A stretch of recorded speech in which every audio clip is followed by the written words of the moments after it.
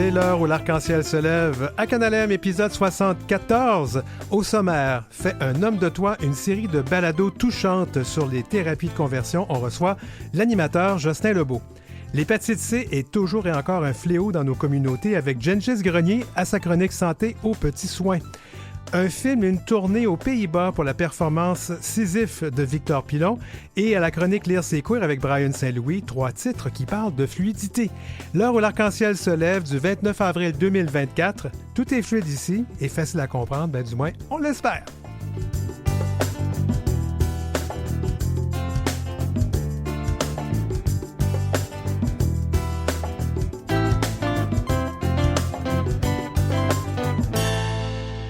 Vous écoutez L'heure où l'arc-en-ciel se lève avec Denis Martin Chabot. Bonjour tout le monde. Je ne fais pas ça souvent, mais je crois que ça va être essentiel de le faire aujourd'hui, étant donné le sujet de notre première entrevue. On y aborde des thématiques qui peuvent être difficiles pour plusieurs de nos auditeurs, auditrices ou auditorices. Alors, Canal M préfère vous avertir, et si pendant ou après avoir écouté cette entrevue, vous sentez que vous avez besoin de soutien, vous composez le 988 partout au Canada. On parle des thérapies de conversion. En fait, je fais le même trauma-avertissement qu'on fait lorsqu'on commence à écouter cette série de balados. Ce n'est pas un concept ou l'apanage uniquement des États-Unis ultra-religieux, là, très profonds, ni à un passé lointain. Les thérapies de conversion, c'est bel et bien de la torture, et c'est pas moi qui le dis, c'est l'ONU, et cette torture anti-queer existe encore au Québec et au Canada, même si c'est illégal. Jocelyn Lebeau anime une série de balados Fais un homme de toi disponible gratuitement sur la plateforme audio de Radio-Canada. Bienvenue à l'émission, Jocelyn. Merci de l'invitation. Et puis, comme à chaque fois qu'on reçoit un nouvel invité, on lui demande quel accord et quel pronom on utilise avec toi. Vous pouvez dire « il » et utiliser le masculin sans problème. Alors, dans quelle mesure les thérapies de conversion, rentrons dans le sujet. On y va. C'est dommageable. En fait, ça cause beaucoup de tort. Donc, ces tentatives de modifier l'orientation sexuelle ou l'identité de genre de quelqu'un, vous l'avez dit, c'est considéré comme une torture. Et quand on a rencontré plusieurs intervenants pour la série, il y a Martin Blais qui dit qu'une thérapie de conversion, c'est une entreprise de destruction massive de l'identité, de l'estime de soi. Donc, ça crée une haine de soi si grande qui peut nous rester à l'intérieur pendant des années. Donc, au Canada, c'est prouvé, il y a eu des thérapies de conversion. Il y en aurait même encore, même si c'est illégal depuis janvier 2000. On peut toujours le faire sur les réseaux sociaux, pas sur les réseaux, sur Internet, dans le dark web, etc. Exactement. Hein? Puis maintenant, même avec la pandémie, on a vu vraiment l'essor des vidéoconférences. Donc, c'est assez facile de se brancher avec des spécialistes un peu partout sur la planète. Donc, ces thérapies-là, elles causent effectivement des torts. Il faut savoir que la moitié d'entre elles sont faites chez des moins de 18 ans. Donc, à l'adolescence, à un moment où on est en train de se définir, de se construire soi-même. Donc, hausse de l'anxiété, hausse des problèmes sociaux. Ça peut être également un impact sur le parcours scolaire et ensuite sur le parcours socio-professionnel.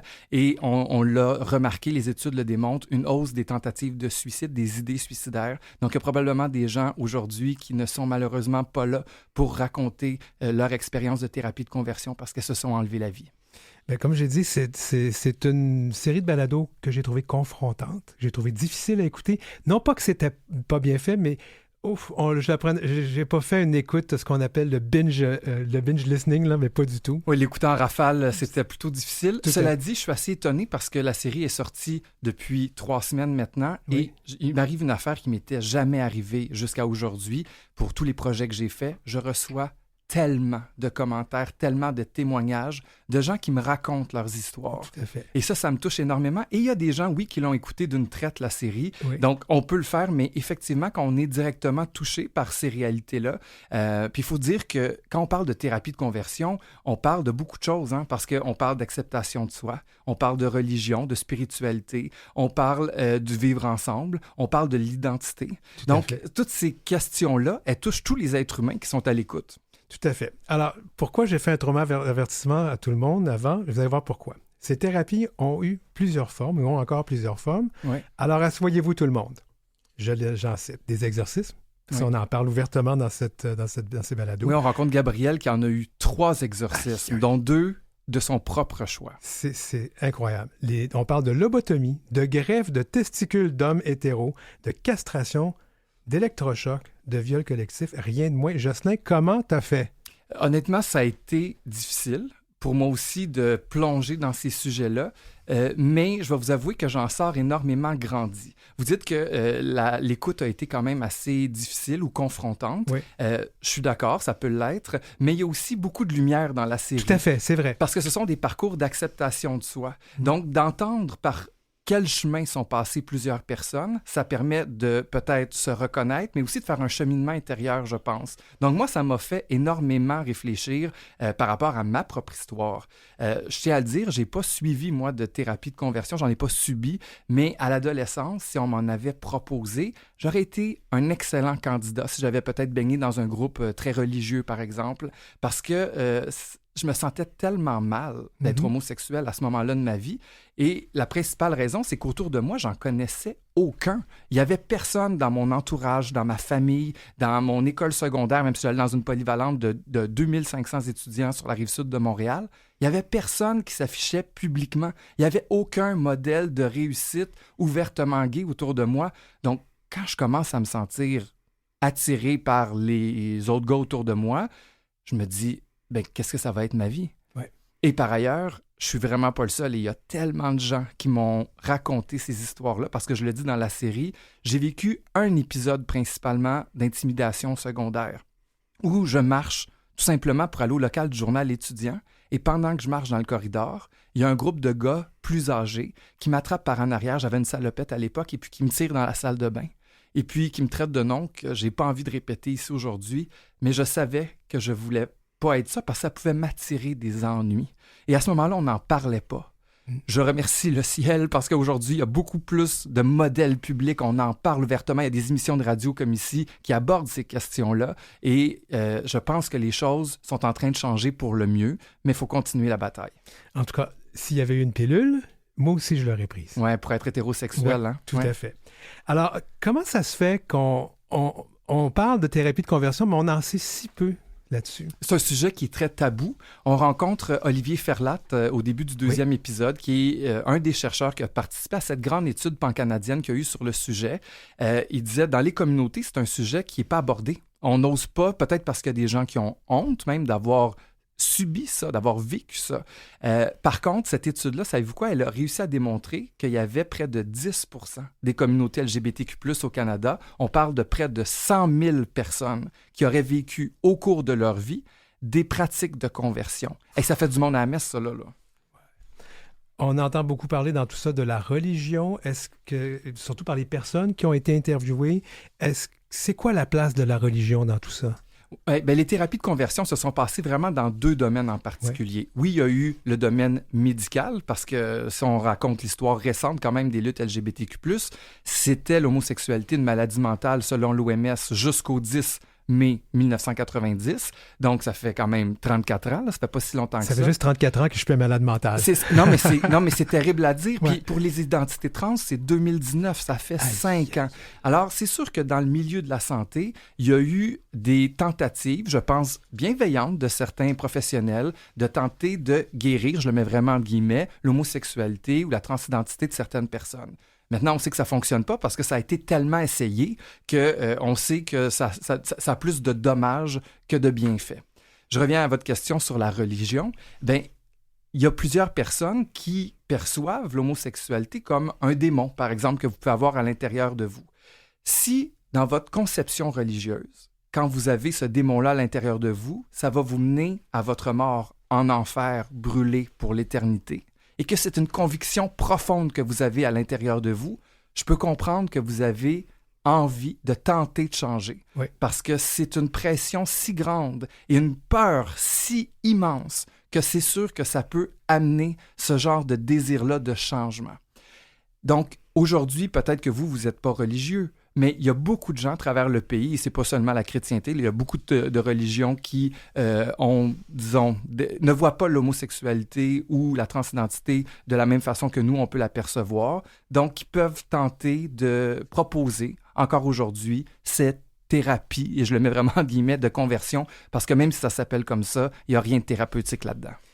Alors, on vient de le dire, c'est démontré. Même le groupe de thérapie de conversion qui s'appelait Exodus, qui n'existe plus maintenant, on l'a admis, ça ne marche pas, les thérapies de conversion. Et pire encore, en fait, les gars qui étaient à la tête de cette organisation-là, après avoir tenté de changer des dizaines de milliers d'hommes, ont assumé que ça ne fonctionnait pas et ont fait leur coming out. Ils sont sortis du placard, les gars qui étaient à la tête d'Exodus. Alors, pourquoi donner une tribune à quelqu'un comme Georges Bouchemi, qui nie des faits avérés, notamment sur les dommages causés par les thérapies de conversion, et qui, même, moi, je vais très loin, on est pas mal dans les réalités et les vérités alternatives. Alors, pourquoi il donnait un droit de parole à une tribune comme ça? Il reconnaît lui-même que des fois, certaines de ses positions sont proches du conspirationnisme.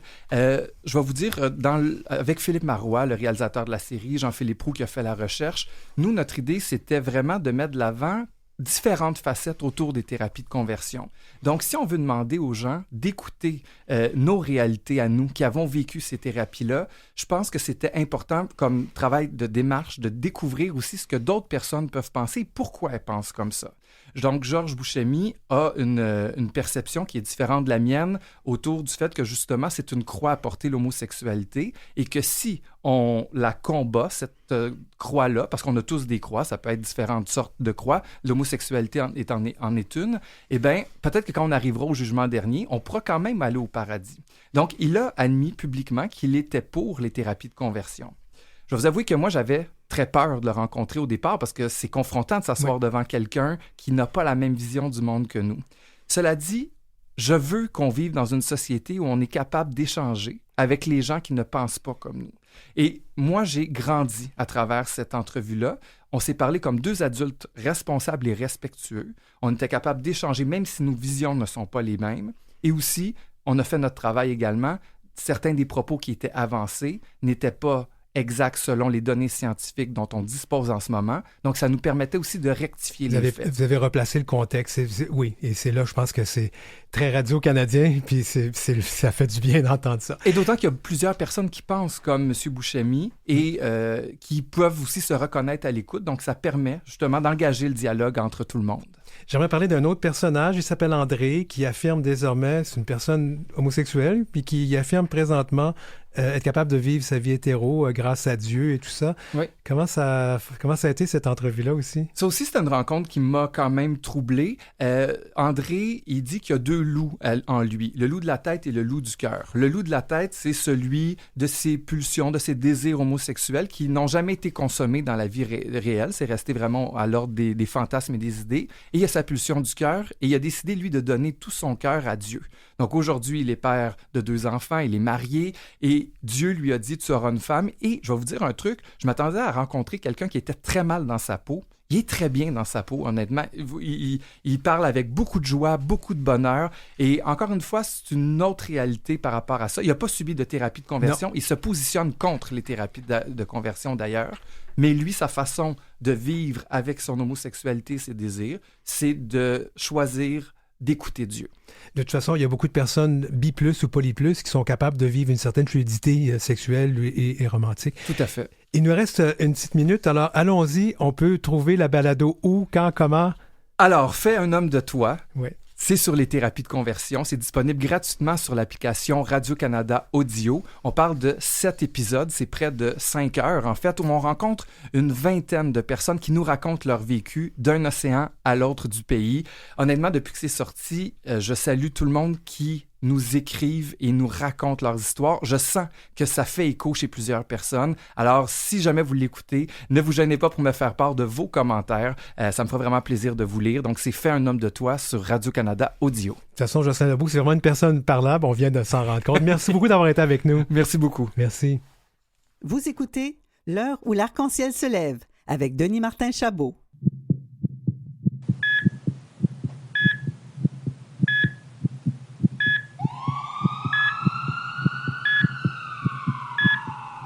Aux petits soins. Attention, code rouge. Avec Gengis Grenier. Allô, Gengis. Bonsoir, Denis Martin, comment ça va? Ça va bien. J'ai encore un petit peu d'émotion dans la gorge à écouter ta dernière entrevue. C'est venu me chercher un petit peu. Veux-tu, je pense qu'on va se prendre un petit 2 minutes, ou si tu veux, on va en parler, parce que tu as vécu, toi, peut-être pas une thérapie de conversion, mais tu as vécu de l'intimidation dans ta vie. Ça a été difficile. Oui, ça a été difficile. Puis je m'attendais pas à le réentendre d'une personne encore plus jeune. Puis sur un sujet encore plus lourd, parce que j'ai pas vécu la thérapie de séroconversion, mais une personne adulte, quand même, qui est en position d'autorité sur moi, je m'en souviens encore, m'a amené voir comment qu'on appelle ça, les personnes qui manipulent les huiles essentielles, là, c'est Les homéopathes? Homéopathe, Ouais. exactement, Denis Martin, pour me guérir. Est-ce qu'il y a une huile qui guérit Il l'homosexualité? n'y a pas d'huile qui guérit l'homosexualité, ou du moins le venin de serpent est inefficace. Non, mais cela dit, moi aussi, c'est un peu ce que je disais au départ. J'ai vécu beaucoup d'intimidation dans ma jeunesse. Effectivement, quand j'ai écouté même si j'ai pas, moi non plus, subi de thérapie de conversion, ça m'a confronté. Alors, on va se le dire. C'était pas le sujet de la... Mais comme on est en direct, même pour les gens qui nous écoutent en différé, comme on est en direct, puis Janice était dans le studio, ça l'a confronté pas mal. Ben oui, un petit peu dérangé, là, je suis désolé tout le monde. C'est correct, c'est correct. On va aller à notre sujet, donc aujourd'hui, on parle des hépatites. Alors, c'est quoi une hépatite? Les hépatites est une très grande famille de virus, Denis Martin. Il y en a plusieurs. Il y a l'hépatite A, l'hépatite B, l'hépatite C, D, E, F, et on s'arrête à G. C'est presque rendu comme 2 LGBTQIA+, non? Oui, non. Ouais. C'est ça. Fait que c'est une famille d'à peu près 7 virus qui ont été identifiés, dans le fond, par la population médicale de cette planète. Il y en a plusieurs qui peuvent avoir une guérison spontanée, d'autres, ils se transmettent pas tous de la même façon non plus. Fait que c'est des virus, une famille de virus qui attaquent le foie, notre organe vital qui est situé dans notre cage thoracique du côté droit, là, partiellement en dessous de nos côtes du côté droit. Le foie est un organe vital très important qui métabolise le sucre, les vitamines, les protéines de coagulation, nos matières grasses, les triglycérides, le cholestérol. Il y a beaucoup de choses qui passent par le foie. Ça convertit aussi l'urée, l'ammoniac. Ça a beaucoup de fonctions. Puis quand un virus s'attaque, dans le fond, à cet organe vitaux-là, il y a plusieurs choses qui peuvent se passer, dont une mort dans 15 à 20 ans là, après une infection là, d'une de ces 7 catégories, un des 7 membres de cette grande famille de virus. Mais ça, c'est le pire des cas. Mais entre ça, il y a ce qu'on appelle la fameuse jaunisse. Ah oui, les symptômes, mon Dieu. Quand on est malade d'une hépatite C, quand on contracte une hépatite C, on se sent pas bien, on a des nausées, vomissements, puis la jaunisse, là, soit l'ictère de la tête aux pieds, ou ce que les gens qui arrivent des fois dans mon bureau puis qui sont jaunes citron, je les surnomme mes petits poussins d'amour. C'est ça, les gens peuvent faire une jaunisse quand il y a une affectation qui attaque le foie comme ça. Dans le fond, il y a une altération dans la conjugaison et l'élimination de la bilirubine, puis c'est ça, la bilirubine est mal conjuguée, tout ça, fait que ça s'accumule dans les tissus cutanés qui donne un aspect jaunâtre à l'être humain. Bon, on a parlé que ça s'attrape de plusieurs façons. Lesquelles? Ah bon, on parle de toutes les hépatites en général. On va aller à l'hépatite éventuellement qui se transmet par... Est-ce qu'on va reparler de sexe ensemble aujourd'hui? On parle toujours de sexe, okay, toi et moi. C'est bon, tu me rassures. Mais donc, il y a plusieurs façons de l'attraper, effectivement. Oui, bon, pour l'hépatite A et l'hépatite E, mais ça, c'est très vulgaire ce que je vais vous dire, mais après avoir été à la salle de bain, après avoir fait des soins d'hygiène post numéro 2, disons, après avoir déféqué, après avoir fait caca, puis on se lave pas les mains, puis qu'après, nos mains vont toucher à plusieurs choses. Bon, mais c'est des bonnes portes de transmission pour l'hépatite A et l'hépatite E. C'est pour ça que c'est très recensé dans les pays du quart monde, que les infrastructures sanitaires sont déficientes. Fait que pour l'hépatite A, l'hépatite E, c'est surtout comme ça.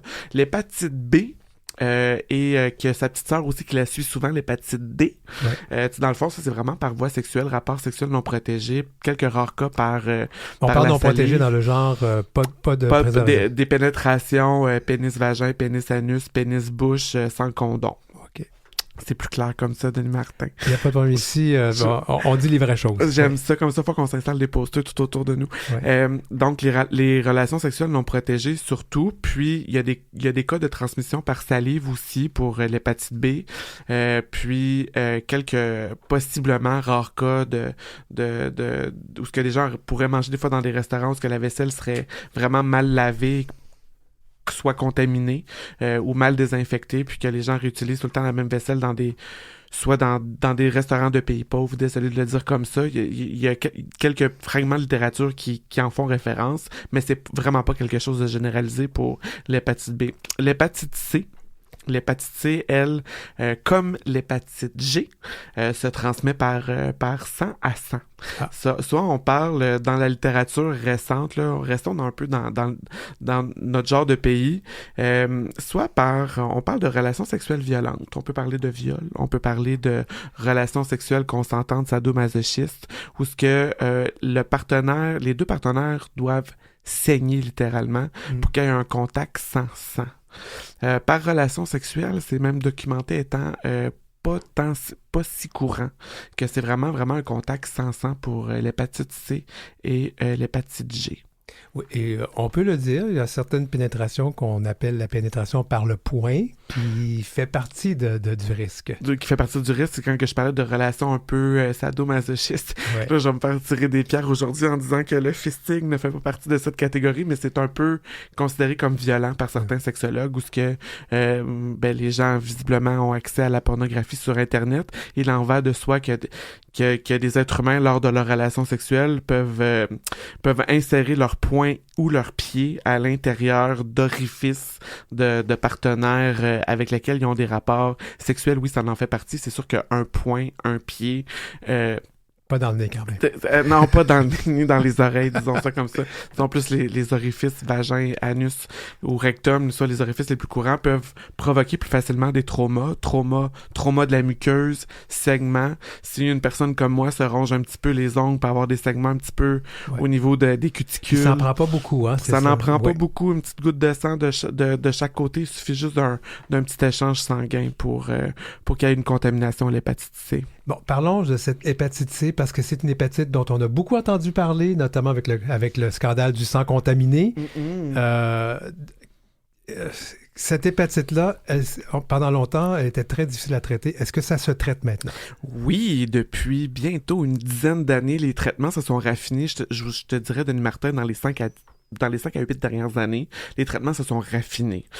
Donc, il y a plusieurs traitements. Je pourrais en nommer plusieurs comme Epclusa, Technivy, Maviret, par exemple, sont des exemples de traitements curatifs à l'hépatite C. Ça fonctionne quand même dans 95% des cas des personnes qui essaient le traitement curatif. Fait qu'en moins de 3 mois, en 3 mois, plus ou moins 3 mois, les gens vont se guérir, vraiment une rémission totale et complète de l'hépatite C, ce qui est quand même fantastique. Oui, mais je vais mettre 2 mais ça coûte cher.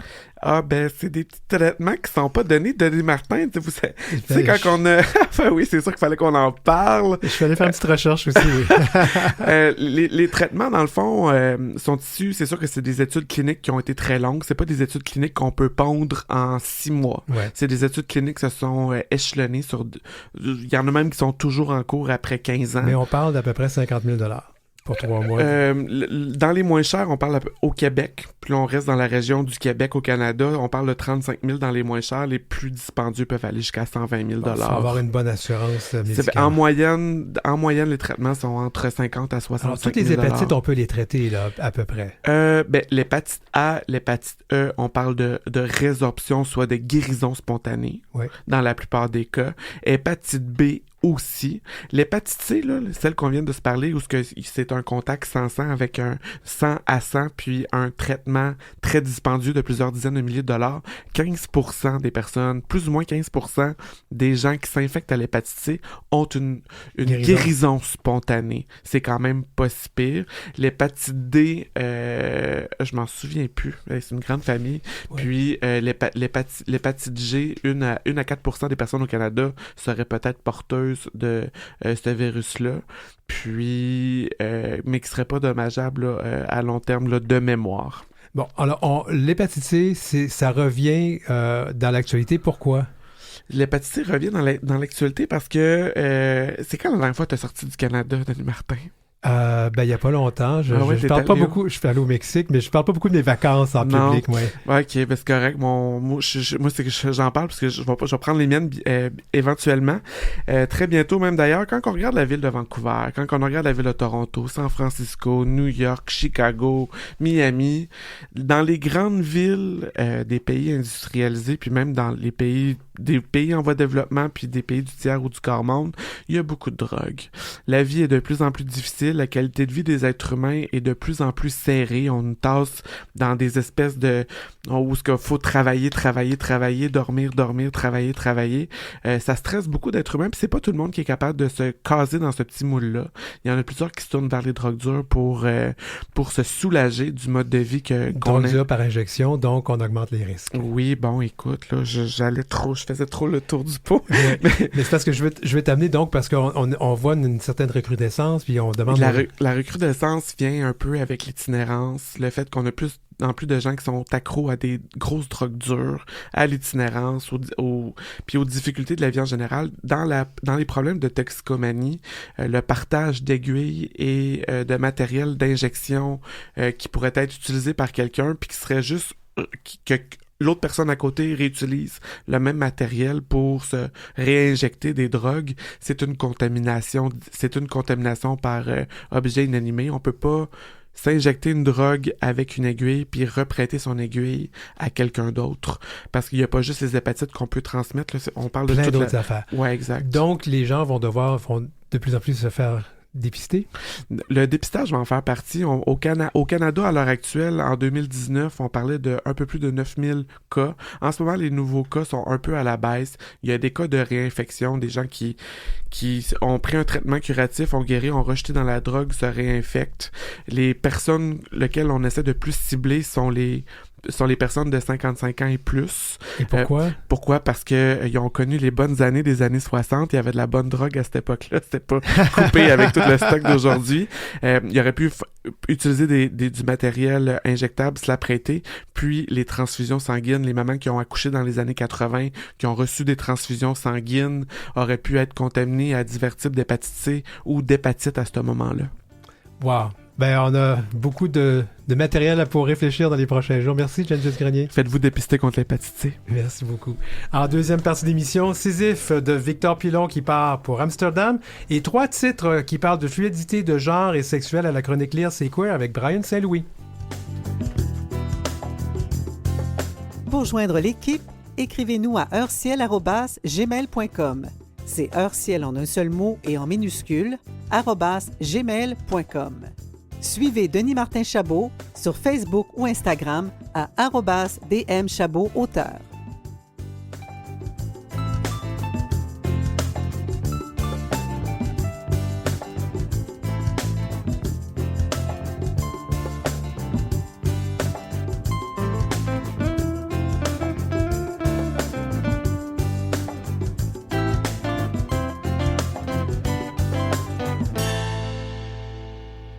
Vous écoutez L'heure où l'arc-en-ciel se lève avec Denis Martin Chabot. Au sommaire de cette deuxième partie, 3 titres qui parlent de fluidité de genre et sexuelle à la chronique Lire C'est Queer avec Brian Saint-Louis.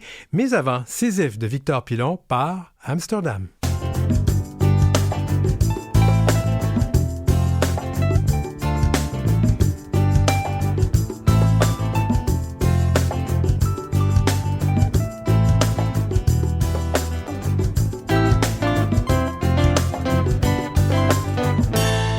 Vous vous rappelez sans doute de la performance de Sisyphe par Victor Pilon. C'était au Stade olympique, c'était en 2021. Pendant 30 jours, à raison de 6 jours par semaine, 7 heures par jour, Victor a transporté à l'appel, en tout et partout, 30 tonnes de sable. Il y avait pas, 300 tonnes de sable. Il n'y avait pas 300 tonnes à tous les jours, mais ça a donné ça comme travail. En construisant et en déconstruisant sa montagne, il y a un film qui a été fait là-dessus qui, lui, a clôturé le Festival international du film sur l'art à la fin mars. Et cette œuvre, entre autres, a été couronnée par le Grand Prix du Conseil des arts de Montréal en 2021 et sélectionnée parmi les 10 meilleures productions de l'année par le Globe and Mail. La performance marathon de Sisyphe de Victor Pilon sera reprise très bientôt au prestigieux Holland Festival à Amsterdam. Salut Victor! Bonjour. Mon Dieu, vous avez fait tout un résumé. Ben, il fallait bien, là, pour qu'on se comprenne bien par où est-ce qu'on allait. Alors, cette émission ici, on demande toujours, lorsqu'on a un nouvel ou une nouvelle invitée, de nous dire quel pronom et quel accord tu utilises. Quel pronom et quel accord que j'utilise? Oui, j'imagine que c'est masculin, c'est ça? Oui, oui. D'accord. Tout à fait. Alors, allons-y. Pourquoi tu as repris, en fait, parce que Sisyphe, là, on va revenir tout à l'heure là-dessus, c'est inspiré de l'essai d'Albert Camus. Pourquoi tu as repris ça et qu'est-ce que tu en as fait?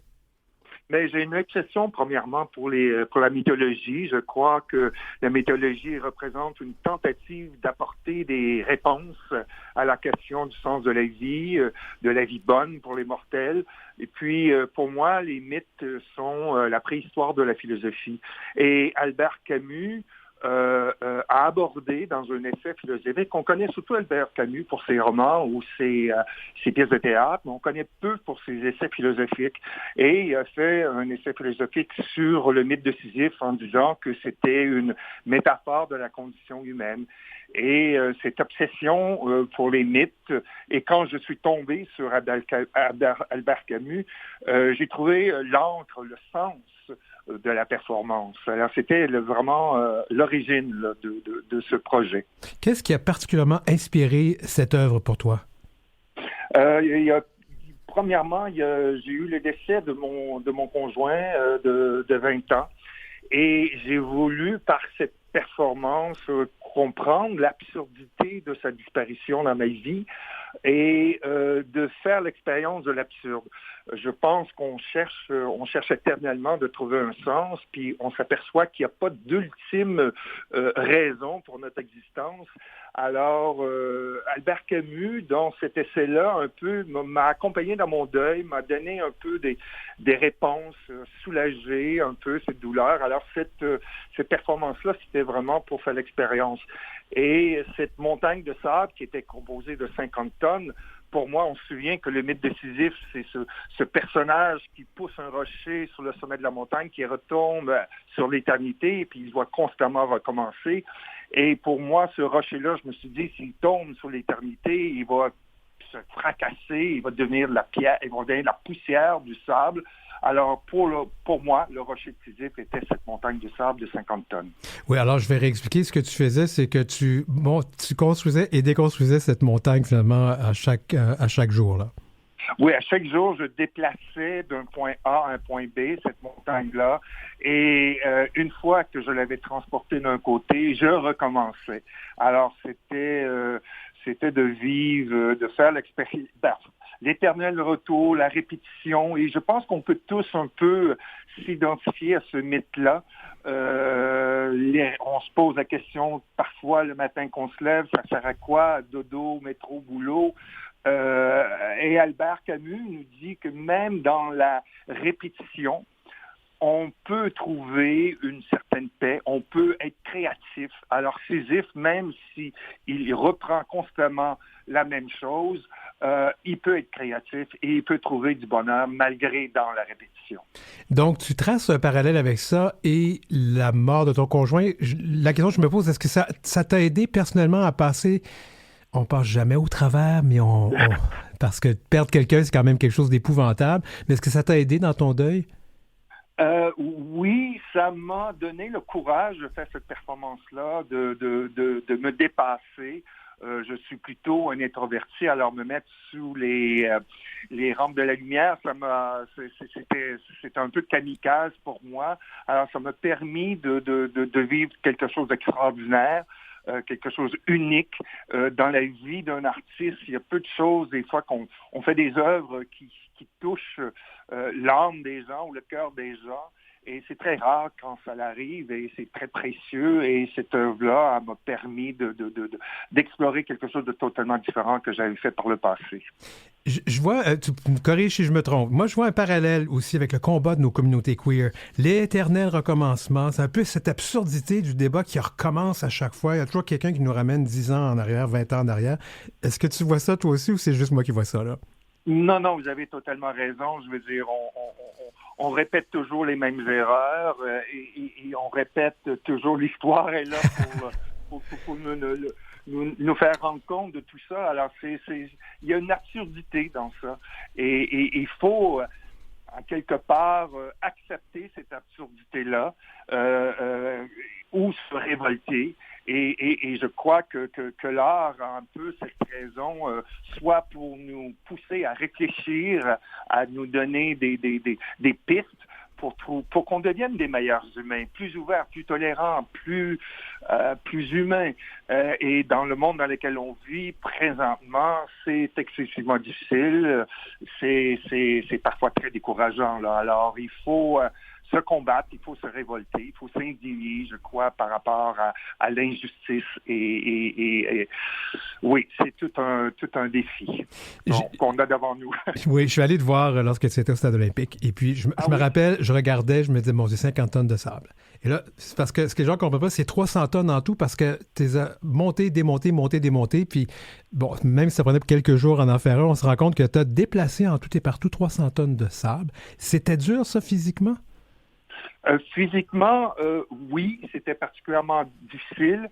Mais on arrivait, j'arrivais, puis quand j'avais un public, la douleur disparaissait. Ah oui. Alors, il y avait pas de... Alors, il fallait composer avec ça. Le plus difficile, c'est quand il y avait un moment entre 5 heures et 6 heures, il y avait comme un creux, il n'y avait pas beaucoup de monde. Et c'est à ce moment-là que je sentais vraiment la douleur, l'absurdité. Je vivais vraiment l'absurdité, me demandant qu'est-ce que je fais ici.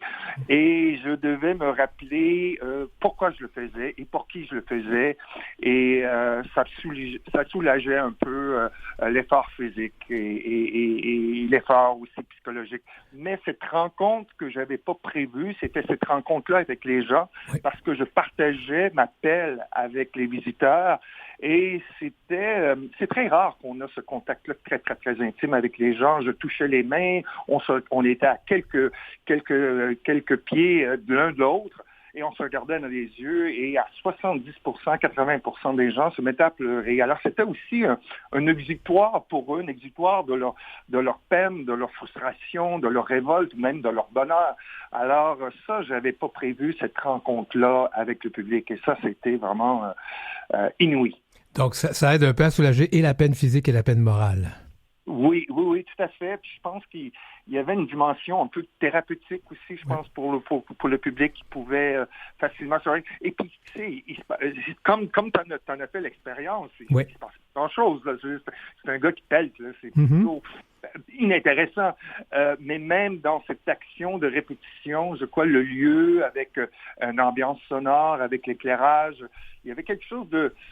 pas de sacré, mais pas religieux, qui faisait un peu une introspection, je pense, une contemplation, quelque chose d'introspectif, et puis les gens il se passait rien, mais il se passait de quoi.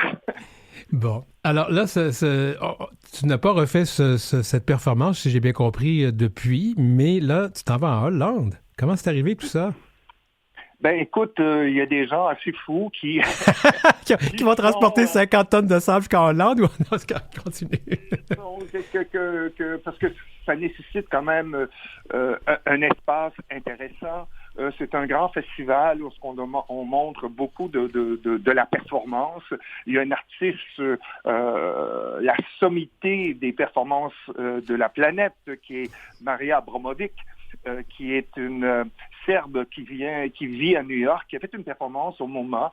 Alors, il y a 2 artistes qui sont présentés au festival. Il y a Maria Abramovic et moi-même. Alors, je suis tellement honoré. Et les conditions que le festival m'ont donné, l'espace qu'ils m'ont donné, je suis allé visiter et je ne pouvais pas refuser. Et ça, ça, c'est du 16 au 28 juin. Est-ce qu'il y a d'autres lieux où c'est encore en négociation? J'y vais une fois, une performance à la fois, un lieu à la fois. J'ai quand même 66 ans. Ah ouais. Alors, je dois voir comment mon corps va supporter et vivre, et comment je vais émotivement et physiquement le vivre. Je suis très curieux de voir un public de festival, un public européen aussi, comment ils vont, quel échange que je vais avoir, et est-ce que je vais retrouver ce que j'ai vécu à Montréal. Possiblement, ça va être différent, mais je suis très curieux. Mais je pense qu'il y a quelque chose d'universel, de toute façon, dans le mythe. Je terminerai en parlant de ce film qui a quand même clôturé là, le Festival des films de l'art. Alors, parle-nous du film qui a été fait sur cette performance. Ben, le film, c'était assez audacieux de voir comment on peut transposer une performance à l'écran. Et je l'ai présenté à des gens qui ont fait l'expérience de la performance et des personnes qui l'ont pas vu. Et les personnes qui ont fait l'expérience ont dit ils ont retrouvé la même émotion, ils ont revécu ce qu'ils ont vécu là en présence.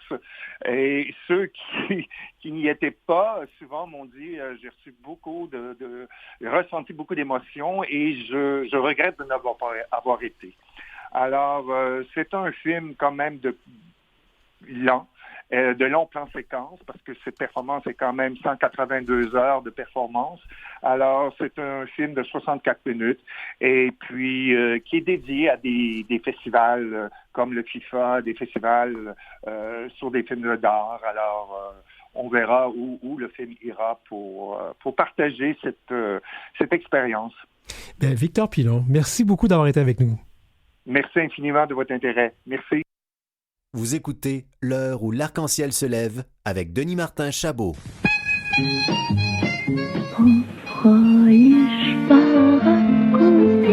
Silence s'il vous plaît dans la bibliothèque. Lire, c'est queer, avec Brian Saint-Louis. Allô, Brian à Québec, comment ça va? Bonjour, Denis Martin à Montréal, ça va bien? Ça va bien, ça va bien. Hey, on a 3 titres aujourd'hui, on en a pas mal à raconter. Alors, allons-y tout de suite. Fouol de C. Poirier, c'est publié chez Triptyque. Je l'ai lu, moi, ça m'a beaucoup touché. Je ne sais pas comment tu as vécu ta lecture. Oui, Si Poirier, Folle, ben, dans la collection Queer de Triptyque, il faut mentionner, si les gens ne connaissent pas cette collection-là chez Triptyque, ils font toujours beaucoup d'efforts pour mettre de l'avant des écritures queer, des auteurs queer, des textes queer, ils osent beaucoup, donc toujours très intéressant ce qu'ils font. Si Poirier, un cri littéraire poétique, je dirais, oui, on est un peu happé par cette écriture-là. Si Poirier qui nous parle de transphobie, de violence, notamment médiatiques, qui sont subies par les personnes queer, par les personnes trans. Un texte poétique qui veut ébranler un peu la cisnormativité. C'est un état des lieux. On parle beaucoup de mots haineux, de choses qui se passent, là. Donc, on va avoir dans le texte là, des listes de mots haineux qu'on utilise. Il va y avoir une liste de victimes de transphobie, d'intolérance. On sent aussi un appel un peu à la révolte pour les personnes queer, pour les personnes trans. Il y a donc, il y a, comment je vous dirais ça? Dans ce souffle-là, on sent c'est vraiment un appel au fait qu'il y a comme encore trop de violence, trop de morts, mais qu'il y a de l'espoir dans ce livre-là. On est vraiment dans le souffle, on est vraiment dans l'espèce de prise de conscience.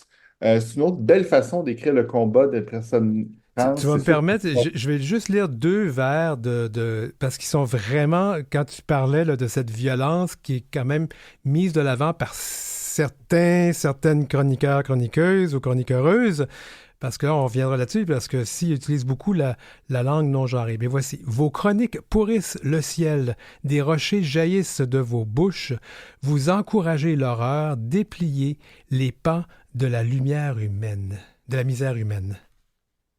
Oui, c'est ça. On cible certains chroniqueurs qui font des textes. Quand je disais au début là, des violences médiatiques que vont Ouais. subir les personnes trans, les personnes queer, c'est un peu le point de départ de ça, de questionner un peu pourquoi cette haine-là, ces textes-là. On cible des personnes un peu plus directement. À la fin du livre, on va imaginer des réponses que ces personnes-là auraient pu faire pour s'excuser auprès des communautés par rapport aux textes qu'ils ont publiés.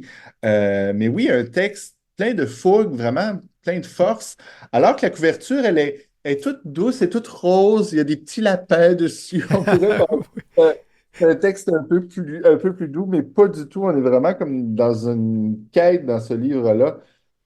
Et de voir ces pages remplies de noms de personnes qui ont été victimes de violences, reste que de voir cette accumulation de noms-là, ça reste marquant. Donc, c'est bien de voir les personnes queer utiliser aussi la poésie pour continuer leur combat. Ça se lit rapidement et c'est intéressant de découvrir cette plume-là. Si Poirier, comme je vous le disais, chez Triptyque, dans la collection Queer à découvrir. Vous le reconnaîtrez à sa petite fée sur la Oui, couverture. tout à fait, Et tout à vous fait. le verrez. Alors, l'autre livre dont tu veux nous parler, c'est Emilia. Emilia, là, il y a un trait d'union entre Emily et Ia. Une bande dessinée de Pierre Jungling chez L'Employé du Mois. Ah, ça, Oui, j'aime beaucoup mais le nom de la maison d'édition. Je ne l'ai pas lu celui-là, je ne l'ai pas encore reçu, mais allons-y. ben oui, une maison d'édition que je connaissais pas non plus, un auteur que je connaissais pas. Oui, je vous parle de plein de styles aujourd'hui, de plein de choses. C'est la fin de saison, j'ai une table de chevet bien pleine, donc j'essaie de faire plein de suggestions tout en même temps.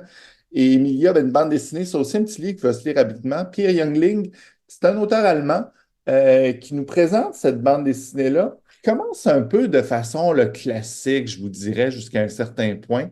Le personnage principal a été assigné fille. Et là, il attend sa mastectomie, le début de sa nouvelle vie qui va commencer. On sent vraiment que c'est un événement qui l'attend. Donc là, au début, on va parler de son rapport avec son corps, de ses seins qui l'ennuient. On voit ses rencontres avec son psychologue. Le psychologue parle pratiquement plus que lui dans ces rencontres-là, mais on sent qu'il s'achemine assez vite, qu'ils vont vers la transition. Et sinon, il nous parle un peu de sa vie quotidienne. Donc là, le personnage principal, il est étudiant, il est en résidence, il fréquente son meilleur ami non-binaire qui s'appelle Harry, qui est une personne vraiment très militante, qui va avoir beaucoup d'impact dans sa vie à lui. Et là, dans la résidence, on lui assigne, en plus de son sexe, on lui a aussi assigné un coloc, qui est une coloc, c'est une fille qui s'appelle Lisa, qui est une fille qui a un copain avec qui ça va pas toujours bien. Elle est ouverte, curieuse, un peu mal informée quand même par rapport aux réalités que va vivre Emilia. Et là, elle veut avoir aussi une opération pour ses seins, mais c'est pour les grossir. Et puis là, elle trouve ça donc bien drôle que les deux veuillent vouloir des opérations pour les seins au même moment. Donc là, ça va semer un peu la confusion entre les deux parce que tu comprends pas ce que je vis, c'est pas ça, c'est pas juste une histoire d'avoir des seins plus gros et ainsi de suite. Bref, donc au début, on est un petit peu dans ces anecdotes-là. Et là, c'est dur de se rendre assez loin sans dévoiler de punch sur ce qui va se passer dans cette histoire-là, parce qu'il y a vraiment une deuxième partie où on va complètement.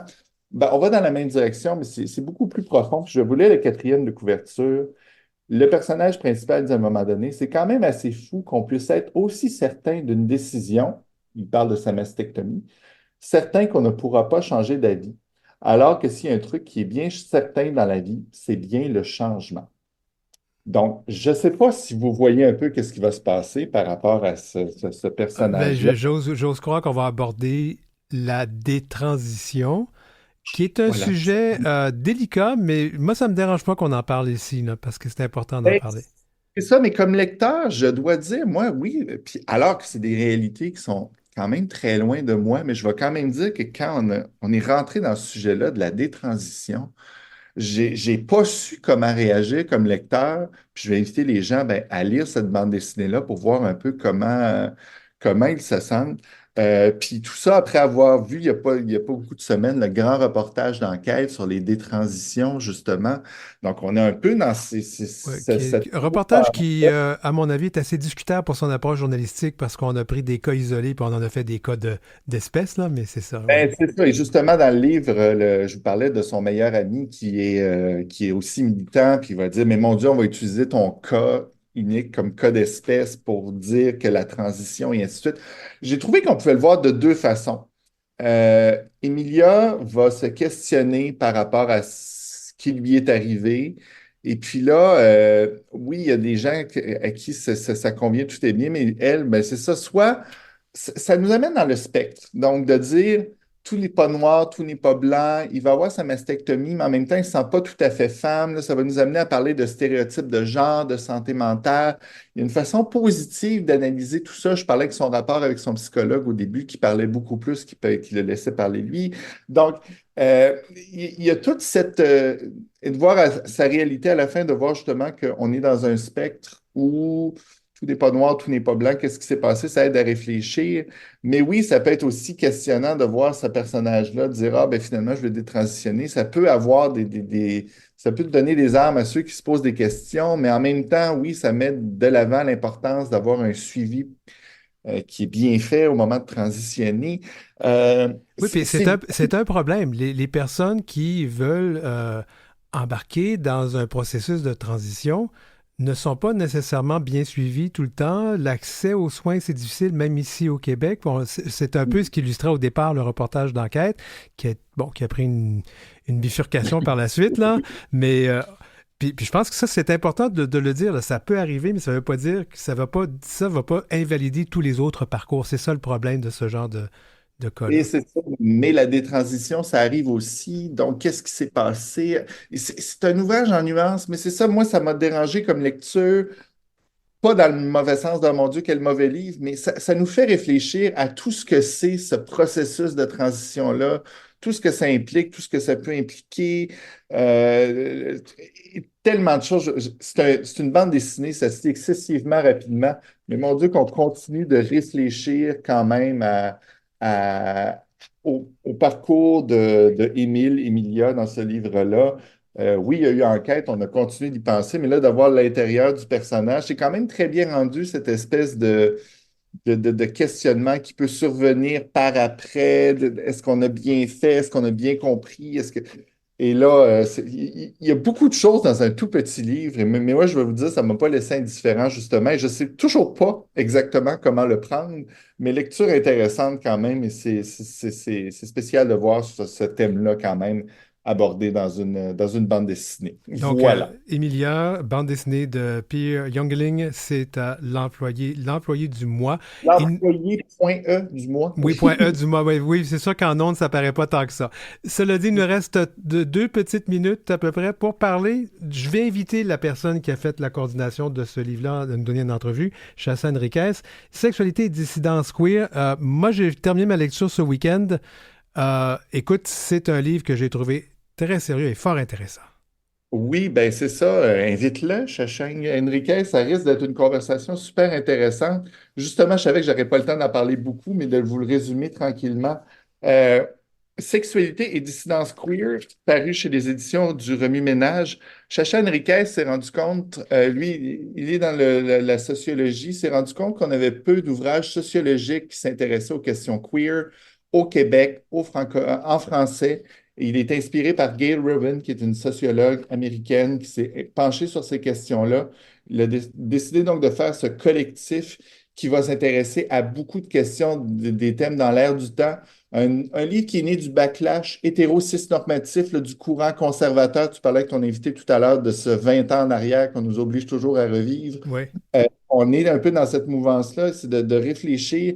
Un ouvrage, oui, très sérieux, très dense, mais en même temps éminemment accessible. On questionne sérieusement les questions bisexualité, plaisir, consentement, BDSM, sexting, polyamour, sexualité, travail du sexe. Tout est là. Ben, tout est là. Ils veulent quand même en faire d'autres livres pour continuer cette réflexion-là. Un ouvrage vraiment excessivement utile, je crois, une pierre d'assise qui va être intéressante pour la sociologie queer au cours des prochaines années.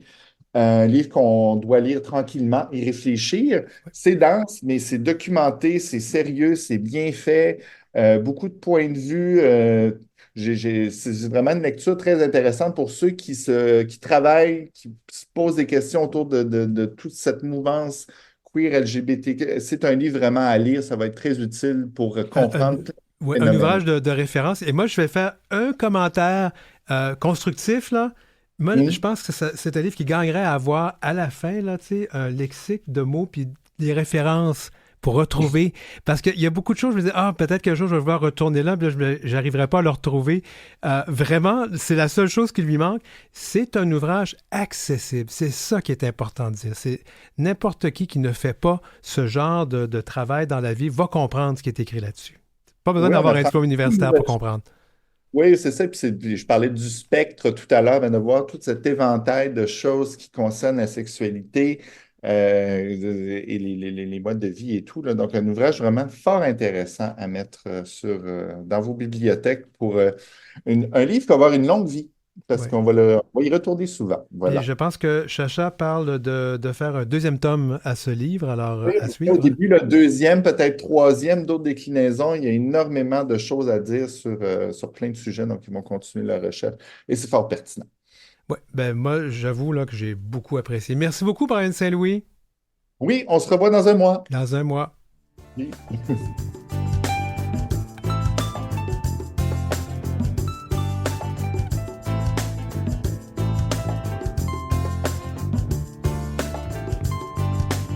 Pour joindre l'équipe, écrivez-nous à heureciel@gmail.com.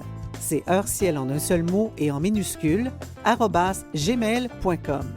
Suivez Denis Martin Chabot sur Facebook ou Instagram à @dmchabotauteur.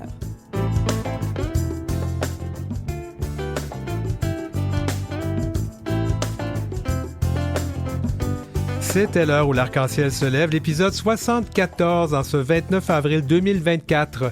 N'hésitez pas à communiquer avec nous, comme vient de le dire Hélène Denis, qui fait ses annonces là, pour notre adresse courriel. Donc, c'est heureciel en un seul mot, @gmail.com. Merci à toute l'équipe, Marie Massé et Goderic Trobe à la recherche. Merci à Maurice Bolduc pour la mise en onde, Julie Curley pour la musique thème, Jolie Omelette qui est la chef de contenu numérique, Jean-Sébastien Laliberté, chef de diffusion sur Canal M, et notre très cher Philippe Lapointe, directeur d'antenne. On remercie aussi Marjorie Théodore, présidente et directrice générale de Vues et Voix et de Canal M. Je m'appelle Denis Martin Chabot. Merci d'être là. À la semaine prochaine.